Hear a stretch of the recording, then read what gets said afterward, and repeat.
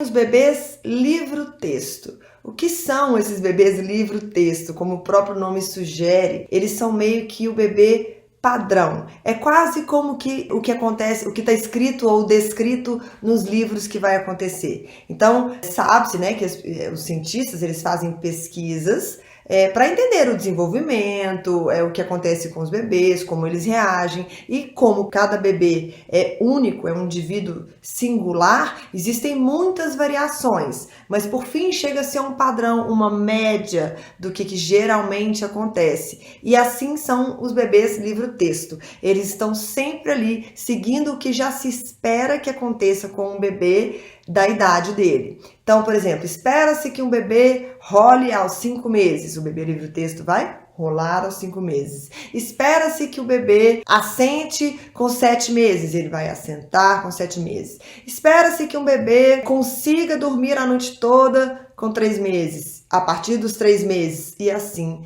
vai acontecer. Então, o bebê livro-texto, ele é bem previsível, principalmente para as mães que se informam a respeito dessas questões, porque tudo acontece sempre quando deve acontecer. Geralmente é um bebê alegre, mas que vai ter sim momentos de mau humor, de irritabilidade, mas ele é também relativamente fácil de acalmar e de confortar. O bebê livro-texto ele também aceita bem as novidades, porém ele precisa de um tempinho para se adaptar. Então assim, você chega naquele churrasco barulhento, ele pode ficar um pouquinho acanhado no início, mas depois rapidamente ele se adapta. Ou você faz uma viagem e ele vai chegar lá, vai dar aquela, né, assim, às vezes vai estranhar um pouco o quarto, não vai conseguir dormir sozinho, às vezes de primeira como ele faz em casa, mas rapidamente também ele já se adequa e volta. E volta assim, né, volta à rotina corretamente. Se você volta para casa após uma viagem,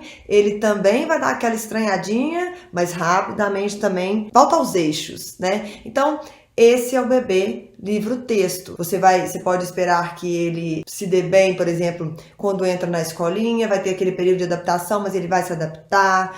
Da mesma maneira, quando ele for fazer como for ter, por exemplo, o primeiro banho, ou a primeira ida ao médico. É um bebê que não é como o bebê anjo, que praticamente nem percebe a mudança, mas ele aceita facilmente. Ele precisa de um tempinho, mas ele vai aceitar facilmente aí o que está por vir.